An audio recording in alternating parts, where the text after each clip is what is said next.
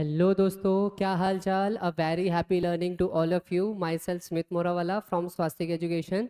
तो बेटा, हमारा जो टॉपिक चल रहा था, क्या टॉपिक चल रहा था हमारा? बेसिकली जीओसी का प्री रिक्विजिट। ठीक, लास्ट क्लास में हम लोग ने क्या डिस्कस किया था? एरोमेटिक कंपाउंड्स क्या होते हैं, हाइपर कॉन्जुगेशन क्या होता है, हाइपर कॉन्जुगेशन में हमें देखना क्या है, हम लोग ने ये सब डिस्कस किया था बेसिकली, हाँ या ना? ठीक, आज हम लोग सारे इफेक्ट को मिला के हम लोग बेसिकली इसके एप्लीकेशन के बारे में पढ़ेंगे कि सर ये जो हम लोग ने इफेक्ट पढ़े इसका एप्लीकेशन कहाँ है, इसका यूज़ कैसे आएगा, हमें कैसे पता चलेगा, स्टेबिलिटी कैसे देखनी है। ठीक, तो चलो स्टार्ट करते हैं बेसिकली। तो बेसिकली हमारा एक बहुत बेसिक एक इंटरमीडिएट है जो कि क्या है? कार्बोकेटायन। क्या तुम्हें पता है जो चार्ज है ना, अगर चार्ज बढ़ेगा, अगर चार्ज बढ़ गया तो स्टेबिलिटी क्या हो जाती है? कम हो जाती है। स्टेबिलिटी क्या हो जाती है? कम हो जाती है। ठीक, ये बहुत बेसिक फंडा है। सर कैसे समझाओ? तो देखो बच्चों, ये मैंने प्रीवियस लेक्चर में भी कवर किया था, बट हम लोग वापस कवर कर रहे हैं। हमें पता है potential energy is equal to क्या होता है? के Q1 Q2 अपॉन में आर, हाँ या ना? अगर चार्ज बढ़ा, अगर चार्ज बढ़ा तो पोटेंशियल एनर्जी भी क्या हो जाएगी? बढ़ जाएगी। और अगर पोटेंशियल एनर्जी बढ़ गई, एनर्जी बढ़ गई सिस्टम की, तो स्टेबिलिटी क्या हो जाती है? कम हो जाती है। Is that clear? पक्का? ठीक, ओके, चलो आगे बढ़ते हैं। तो हमें बेसिकली करना क्या है? चार्ज को कम करना है, क्योंकि चार्ज को कम करेंगे तो स्टेबिलिटी क्या हो जाएगी? कम हो जाएगी। या फिर तुम लोग ये कह लो कि अगर चार्ज कम हो गया तो पोटेंशियल एनर्जी क्या हो जाएगी? कम हो जाएगी। पोटेंशियल एनर्जी भी कम हो गई तो स्टेबिलिटी क्या हो जाएगी? बढ़ जाएगी। Is that clear? ठीक, तो इसका मतलब अगर कोई भी स्पीशीज पे चार्ज आ रहा है, अगर कोई भी स्पीशीज पे चार्ज आ रहा है तो वो डिस्पर्स करना चाहता है वो चार्ज को, मतलब वो खुद पे चार्ज रखना नहीं चाहता, वो चाहता है कि ये चार्ज जल्दी से जल्दी यहाँ से चला जाए। Is that clear? ठीक, तो हमें बेसिकली पता है कि अगर कोई कार्बोकेटायन है, ठीक, तो कार्बोकेटाइन पे चार्ज कौन सा है बेटा? पॉजिटिव चार्ज, मतलब ये इलेक्ट्रॉन डेफिशिएंट स्पीशीज है, हाँ या ना? ये कौन सी स्पीशीज हो गई? इलेक्ट्रॉन डेफिशिएंट स्पीशीज हुई। ठीक, अगर मुझे इसको स्टेबल करना है तो मुझे कौन से ग्रुप लगाने पड़ेंगे? इलेक्ट्रॉन डोनेटिंग ग्रुप लगाने पड़ेंगे। Is a clear? ठीक है, और अगर इलेक्ट्रॉन डोनेटिंग ग्रुप लगाए तो जो पॉजिटिव चार्ज था, जो पॉजिटिव चार्ज था बच्चों, वो क्या हो जाएगा? पॉजिटिव चार्ज कम हो गया तो स्टेबिलिटी गेन हो जाएगी। क्या यहाँ तक क्लियर है? ठीक, और यही कार्बोकेटाइन में अगर मैंने इलेक्ट्रॉन विड्रॉइंग ग्रुप लगा दिए, इलेक्ट्रॉन विड्रॉइंग ग्रुप लगा दिए, तो बेसिकली ये कार्बोकेटाइन से इलेक्ट्रॉन खींचेगा। इस ये ऑलरेडी गरीब है, उससे भी हम लोग पैसा खींच रहे हैं, ये तो और ज़्यादा गरीब हो जाएगा, हाँ या ना? तो पॉजिटिव चार्ज क्या हो जाएगा? बढ़ जाएगा। अगर चार्ज बढ़ गया तो स्टेबिलिटी क्या हो जाएगी? कम हो जाएगी। Is a clear? ठीक, तो अगर पॉजिटिव चार्ज बढ़ गया मेरा, पॉजिटिव चार्ज बढ़ गया तो स्टेबिलिटी क्या हो जाएगी बच्चों? बोलो मेरे भाई, स्टेबिलिटी क्या हो जाएगी? कम हो जाएगी। सर किस ऑर्डर में देखना है? देखो, पॉजिटिव चार्ज का ऑर्डर देख लो, कैटायन का ऑर्डर देख लो, यहाँ पे कैटायन का ऑर्डर देख लो कि अगर कैटायन है तो सबसे पहले हम लोग क्या देखेंगे? एरोमेटिसिटी। क्या देखते हैं हम लोग? Aromaticity due to positive charge. Second क्या देखते हैं बच्चों हम लोग? सेकंड देखते हैं हम लोग बैक बॉन्डिंग। ओके, फिर क्या देखते हैं थर्ड हम लोग? रेजोनेंस। रेजोनेंस में भी क्या देखते हैं हम लोग? Directly proportional to plus R and inversely proportional to minus R. तुम्हें पता है प्लस आर वो ग्रुप होते हैं बेसिकली, कौन से ग्रुप? जो इलेक्ट्रॉन डोनेटिंग है, और माइनस आर वो वाले ग्रुप होते हैं जो इलेक्ट्रॉन विड्रॉइंग होते हैं। ठीक, ओके, फोर्थ क्या है बेटा? फोर्थ है हाइपर कॉन्जुगेशन। फोर्थ क्या है? Hyper conjugation. हाइपर कॉन्जुगेशन में भी क्या? Directly proportional to plus H and inversely proportional to minus H. ठीक, दिख रहा है तुम्हें? ओके, चलो फिफ्थ क्या है? इंडक्टिव। फिफ्थ क्या है बच्चों? Inductive effect, directly proportional to plus I, inversely proportional to minus I. Is a clear? ठीक, ओके, चलो आगे बढ़ते हैं क्वेश्चंस की तरफ। हम लोग इसी ऑर्डर में चेक करेंगे, हम लोग इसी ऑर्डर में चेक करेंगे। Is a clear? सबसे पहले हम लोग क्या चेक करेंगे? एरोमेटिक कंपाउंड है या नहीं है, फिर क्या चेक करेंगे? बैक बॉन्डिंग, फिर क्या चेक करेंगे? रेजोनेंस, फिर हाइपर कॉन्जुगेशन, और लास्ट में कौन सा चेक करेंगे? Inductive effect. ध्यान रखना, जो इंडक्टिव इफेक्ट है वो डोमिनेटिंग इफेक्ट होता है ओवर रेजोनेंस, पर किसके केस में? सिर्फ और सिर्फ हेलोजन के केस में। क्या बोला मैंने? कि जो इंडक्टिव इफेक्ट है वो एक केस में डोमिनेट कर जाता है रेजोनेंस से भी। कब? जब हेलोजेंस लगे हो, जैसे कि फ्लोरीन, क्लोरीन, ब्रोमीन, आयोडीन लगे हो, तो उसका माइनस आई इफेक्ट ज़्यादा स्ट्रांग होता है और उसका जो प्लस आर इफेक्ट होता है वो बहुत ज़्यादा कम होता है। ठीक, ओके, चलो देखो सबसे पहला क्वेश्चन। सबसे पहले क्वेश्चन में क्या ये एरोमेटिक कंपाउंड है? अरे बोलो, यहाँ पे नेगेटिव चार्ज है, ये नेगेटिव चार्ज को हटा देते हैं, यहाँ पे ला देते हैं पॉजिटिव चार्ज। अब ये क्वेश्चन ठीक है क्योंकि हम लोग कार्बोकेटाइन की स्टडी कर रहे हैं। क्वेश्चन क्या है, arrange the following molecule in decreasing order of their stability. Okay, क्या ये कंपाउंड एरोमेटिक है? क्या ये कंपाउंड एरोमेटिक है? हाँ बिल्कुल ही एरोमेटिक है। क्लोज रिंग है, 4n+2 पाई इलेक्ट्रॉन्स को फॉलो कर रहा है, प्लेनर है, कंप्लीट डीलोकलाइजेशन है। क्या ये कंपाउंड एरोमेटिक है? नहीं, ये कंपाउंड एरोमेटिक नहीं है। Is a clear? और यहाँ पे जो ये ग्रुप लगा है CH2+, ये बेसिकली बेंजीन रिंग से क्या कर रहा होगा, इलेक्ट्रॉन खींच रहा होगा। तो यहाँ पे रेजोनेंस है, यहाँ पे क्या है, सिंपली रेजोनेंस है। Is a clear? और यहाँ पे क्या है, कंपाउंड एरोमेटिक है। तो सबसे पहले हम लोग क्या देखते हैं ऑर्डर में, सबसे पहले ऑर्डर में आता है एरोमेटिसिटी। तो स्टेबिलिटी ऑर्डर में क्या आ जाएगा, 1, और फिर क्या आ जाएगा, 2। ओके चलो, सेकंड में चेक करो, क्या ये कंपाउंड एरोमेटिक है? हाँ एरोमेटिक है। क्या इसमें रेजोनेंस है? हाँ इसमें रेजोनेंस है। सर इसमें कितने पाई इलेक्ट्रॉन्स है? 1 2 3 4 5 6 पाई इलेक्ट्रॉन है। सर इसमें अंदर भी 6 पाई इलेक्ट्रॉन्स है, देखो, है ना। पर बच्चों, एरोमेटिक कंपाउंड बेसिकली ज़्यादा स्टेबल होते हैं as compare of open chain. Is a clear? तो एरोमेटिसिटी का ऑर्डर क्या होता है, सबसे पहला। तो अगेन यहाँ पे भी स्टेबिलिटी ऑर्डर में कौन जीतेगा, 1 और फिर 2। Is a clear? ठीक है, चलो यहाँ पे कंपेयर करते हैं। यहाँ पे क्या है, सिंपली रेजोनेंस है, यहाँ पे भी रेजोनेंस है, यहाँ पे भी रेजोनेंस। सर तो फिर कैसे चेक करें? देखो बच्चों, अगर तुम लोग इस क्वेश्चन में ध्यान से देखो तो यहाँ पे लगा है पीएच। पीएच क्या होता है, basically phenyl ring. Phenyl ring कुछ नहीं होती, बेंजीन रिंग ही होती है। ठीक, बेंजीन का ऐसे समझो कि अगर वो ब्रांच में यूज हो रही है, मतलब उसको अगर हम लोग ब्रांचिंग में नेमिंग कर रहे हैं तो उसको हम लोग क्या बुलाते हैं, बेसिकली फिनाइल बुलाते हैं। Is a clear? ठीक, तो ये क्या हो गई, फिनाइल रिंग। अच्छा यहाँ पे कितनी फिनाइल रिंग है, 1 2, मतलब ये कार्बोकेटाइन इस बेंजीन रिंग के साथ भी रेजोनेंस कर सकता है, इस बेंजीन रिंग के साथ भी रेजोनेंस कर सकता है, और इस बेंजीन रिंग के साथ भी रेजोनेंस कर सकता है। मैंने क्या बताया कि जो चार्ज है हमें क्या करना है, बेसिकली डिस्पर्स करना है। डिस्पर्स का मतलब क्या होता है कि हमें बस चार्ज को फैलाना है। Is a clear? एक जगह कंसंट्रेटेड नहीं करके रखना है। चार्ज अगर फैलेगा, चार्ज कम हो जाएगा, चार्ज कम हो जाएगा, स्टेबिलिटी बढ़ जाएगी। Is a clear? तो जो जितना ज़्यादा रेजोनेंस करेगा, चार्ज उतना ज़्यादा डिस्पर्स होगा। हाँ या ना? ठीक, तो यहाँ पे रेजोनेंस हो रहा है, यहाँ पे रेजोनेंस प्लस, यहाँ पे रेजोनेंस प्लस प्लस हो रहा है। हाँ या ना? तो स्टेबिलिटी ऑर्डर में क्या जाएगा, सबसे पहले 3 2 1। ठीक, इनफैक्ट ऐसे क्वेश्चन जेई नीट में भी आते हैं बच्चों, है ना, काफ़ी इजी क्वेश्चंस रहते हैं। यहाँ पे देखो, यहाँ पे एक बार रेजोनेंस है, यहाँ पे 2 बार रेजोनेंस है, यहाँ पे 3 बार रेजोनेंस है। तो स्टेबिलिटी ऑर्डर क्या हो जाएगी, 3 2 1। Is a clear? ठीक, यहाँ पे देखो, यहाँ पे क्या हो रहा है बच्चों, रेजोनेंस हो रहा है। यहाँ पे रेजोनेंस नहीं है, यहाँ पे भी रेजोनेंस नहीं है, मतलब इस वाले केस में भी रेजोनेंस नहीं है, इस वाले केस में भी रेजोनेंस नहीं है। ओके सर, तो फिर क्या करें, सर तो फिर क्या करें? तो देखो बच्चों, हमें रेजोनेंस के बाद कौन सा इफेक्ट देखना होता है, हाइपर कॉन्जुगेशन। हाइपर कॉन्जुगेशन में हम लोग क्या देखते हैं, अल्फा हाइड्रोजन। अल्फा हाइड्रोजन कितने, 1 2 3, 1 2 3। यहाँ पे कितना अल्फा हाइड्रोजन है, 2। चलो यहाँ पे हो गए 6, यहाँ पे अल्फा हाइड्रोजन कितना हो गए बच्चों, 2। तो स्टेबिलिटी ऑर्डर में सबसे पहले रेजोनेंस, रेजोनेंस किस में है, पहले वाले में है। फिर इसमें हाइपर कॉन्जुगेशन में अल्फा हाइड्रोजन किस में ज़्यादा है, सेकंड वाले में ज़्यादा है। तो 1 2 3। Is a clear? यहाँ पे देखो, छठे वाले में कोई किसी में भी रेजोनेंस नहीं हो रहा है, तो हाइपर कॉन्जुगेशन में चले जाओ। हाइपर कॉन्जुगेशन में जैसे ही गए, वैसे हमें क्या चेक करना होता है, अल्फा हाइड्रोजन। क्या चेक करना होता है बच्चों, अल्फा हाइड्रोजन चेक करना होता है। अल्फा हाइड्रोजन चेक करो, 1 2 3 4 5 6 7। यहाँ पे कितने हैं अल्फा हाइड्रोजन, यहाँ पे काउंट कर लेते हैं। यहाँ पे 4 हैं, यहाँ पे 1 2 3 4, यहाँ पे कितने हैं, 1। तो यहाँ पे अल्फा हाइड्रोजन कितने हो गए, 1। जिसमें ज़्यादा अल्फा हाइड्रोजन है उसमें हाइपर कॉन्जुगेटिंग स्ट्रक्चर ज़्यादा बनेगा, पॉजिटिव चार्ज उतना ही ज़्यादा क्या होगा, स्टेबल होगा। तो क्या हो जाएगा, ये इसका ऑर्डर क्या हो जाएगा, अगेन 1 2 3। आसान है, आसान है, ठीक है। चलो, क्या 7th वाले में तुम लोग को रेजोनेंस दिख रहा है? हाँ सर, इसमें भी रेजोनेंस हो रहा है, इसमें भी रेजोनेंस हो रहा है, चेक कर लिया हम लोग ने।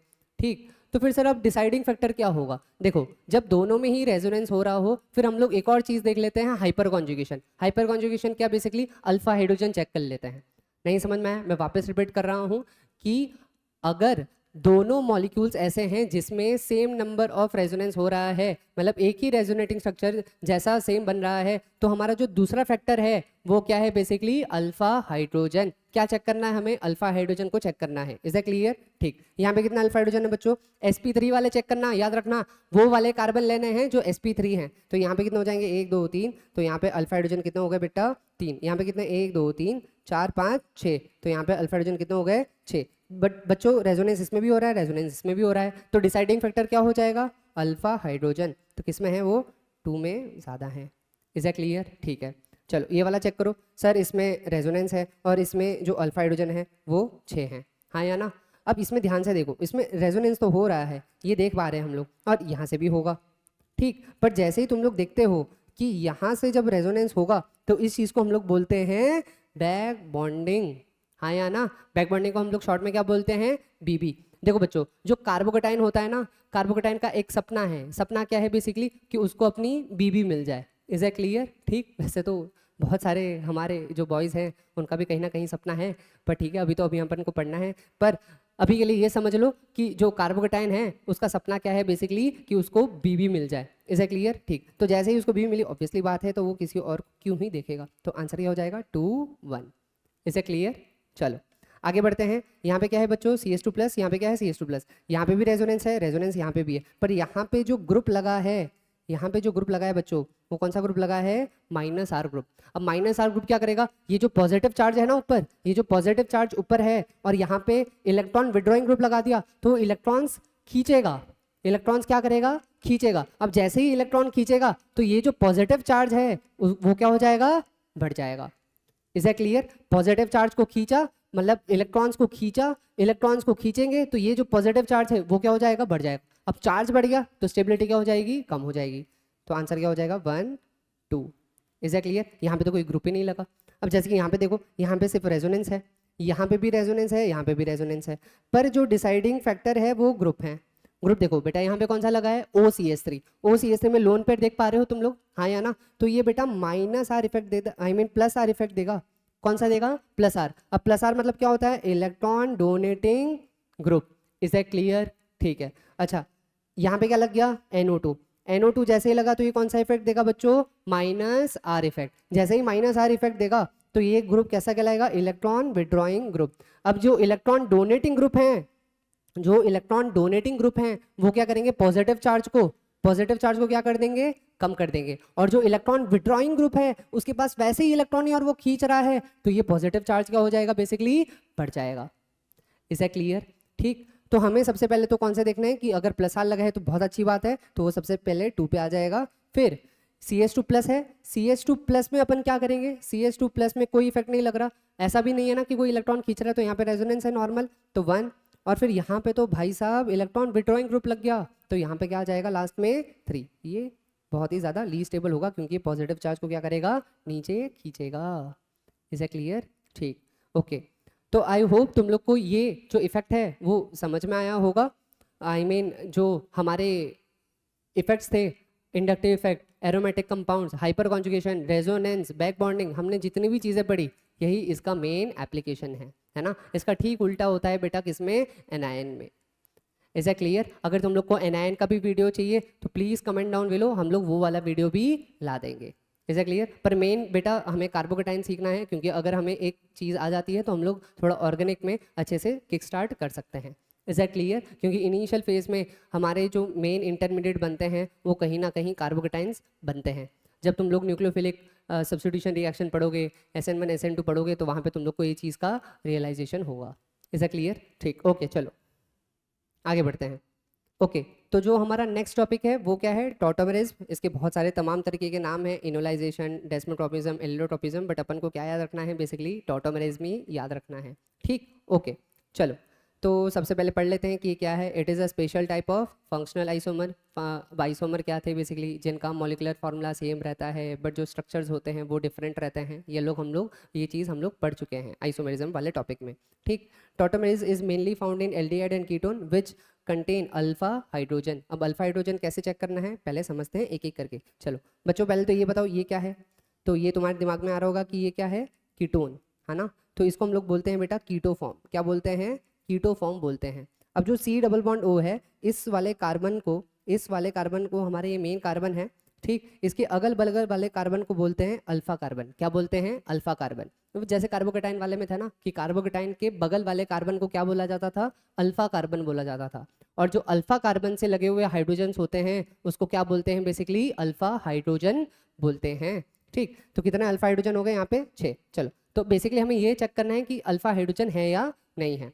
तो अल्फा हाइड्रोजन भी है, ठीक। अब देखो होता क्या है बेसिकली कि इसका जो एक हाइड्रोजन है, बता देता हूँ यहाँ पे, यहाँ पे 2, यहाँ पे एक H, ऐसा लिख सकता हूँ मैं, ठीक, ओके। ये वाला हाइड्रोजन ऑक्सीजन के साथ चला जाएगा और ये वाला डबल बॉन्ड यहाँ पे शिफ्ट हो जाएगा। इसकी मैकेनिज्म भी होती है, बट इसकी मैकेनिज्म में अपन को जाना नहीं, अपन को बहुत बेसिक टॉटोमेरिज्म सीखना है, ठीक, ओके। तो ये कुछ ऐसा बन जाएगा CH3COH, यहाँ पे क्या आ जाएगा, डबल बॉन्ड CH2, ठीक। यहाँ पे ध्यान से देखो, यहाँ पे OH लग गया जो कि हमारा एक अल्कोहल ग्रुप है, और यहाँ पे क्या लग गया, double bond. Double bond basically क्या होता था, ईन, डबल बॉन्ड को हम लोग क्या बोलते थे, ईन से डिनोट करते। तो ये कौन सा फॉर्म हो गया बच्चों, इनॉल फॉर्म हो गया, और यही बेटा क्या है, टॉटोमेरिज्म है, ठीक। टॉटोमेरिज्म में याद रखना बेटा कि ये कोई ऐसा नहीं है कि ये कोई हाइपोथेटिकल चीज़ है या हाइपोथेटिकल एरो नहीं है। अगर मान लो कि ये कीटोन है तो ये इसमें भी एग्जिस्ट करेगा कुछ परसेंटेज में, हाँ, वो बात अलग है कि कुछ मतलब कीटो फॉर्म जनरली जो होता है वो मेजर फॉर्म मतलब मेजर परसेंटेज में वही मिलता है, और जो इनॉल होता है वो क्या मिलता है, थोड़ा सा कम मिलता है। ऐसा ज़रूरी नहीं है, किसी किसी में इनॉल फॉर्म भी क्या होता है कि मेजर चंक में मिलता है, मेजॉरिटी में मिल जाता है, ठीक। पर अगेन वो बहुत अलग टॉपिक हो गया। पर ऐसे समझो कि कीटो फॉर्म और इनॉल फॉर्म ये आपस में क्या होते हैं, इंटर कन्वर्टेबल होते हैं, आपस में एक्सचेंज होते रहते हैं। इज इट क्लियर, ठीक, ओके। डेफिनेशन क्या कहती है, in tautomerism molecule exist in 2 isomeric form are convertible into each other. Such type of isomer is known as tautomers and the phenomena is known as tautomerism. Is that clear? इसको dynamic isomer भी बोलते हैं क्योंकि भाई साहब ये इसमें भी एग्जिस्ट करता है और ये इसमें भी एग्जिस्ट करता है, डायनेमिक है ना नेचर में, ठीक, ओके। नेक्स्ट क्या है, find out number of compound which can show tautomerism and draw it's इनॉल form. तो सबसे पहले अपन को ये चेक करना है कि C डबल बॉन्ड O के अलोंग क्या अल्फा हाइड्रोजन है या नहीं है। बताओ यहाँ पे कितना अल्फा हाइड्रोजन है, यहाँ पे 3 होना चाहिए, ठीक। बताओ यहाँ पे कितना अल्फा हाइड्रोजन है। बहुत लोग कह रहे होंगे कि 4 गलत है, 4 गलत है। सर कैसे, सर देखो यहाँ पे 3 हाइड्रोजन है और यहाँ पे 1 हाइड्रोजन है, तो टोटल 4 हाइड्रोजन हो गए। नहीं बच्चों, ऐसा नहीं होगा। क्यों नहीं होगा, क्योंकि ये वाला अल्फा हाइड्रोजन है ही नहीं। क्यों नहीं है, क्योंकि बेटा यहाँ पे अल्फा कार्बन नहीं है, वो कार्बन से जुड़ा हुआ होना चाहिए। यहाँ पे अल्फा कार्बन है, उसीलिए यहाँ पे 3 अल्फा हाइड्रोजन है। इज ए क्लियर, ठीक। तो अल्फा हाइड्रोजन कितने हो गए, 3। अब तो कुछ नहीं है, यहाँ से एक हाइड्रोजन उठा के यहाँ पे फेंक दो, डबल बॉन्ड को इस तरफ फेंक दो, क्या हो जाएगा, CH2 डबल बॉन्ड COH, यहाँ पे क्या हो जाएगा, एक हाइड्रोजन, ओके। यहाँ पे चेक कर लेते हैं, मतलब यहाँ पे टॉटोमेरिज्म हो गया, ठीक, ओके। यहाँ पे क्या होगा, basically C double bond OH है और यहाँ पे बेंजीन रिंग, ये तो अल्फा हाइड्रोजन में काउंट नहीं होगा। यहाँ पे है क्या, कार्बन चेक कर लेते हैं, 1 2 3 4 वैलेंसी तो हो गई, इसका मतलब यहाँ पे भी कोई हाइड्रोजन एग्जिस्ट नहीं करता, तो नो अल्फा हाइड्रोजन, तो टॉटोमेरिज्म भी नहीं होगा। इज दैट क्लियर, पक्का? क्या तुम लोग को बेसिक टॉटोमेरिज्म समझ में आया है ना? बहुत ही आसान टॉपिक था ये, ओके। चलो, आई होप तुम लोग को आज की क्लास समझ में आई हो, ठीक। ऐसे ही सीखते रहो, अगर कुछ डाउट्स हैं तो कमेंट सेक्शन में लिखो, है ना, हम लोग जल्द से जल्द उसको रिप्लाई करने की कोशिश करेंगे। खुश रहो and till then a very happy learning. Thank you class.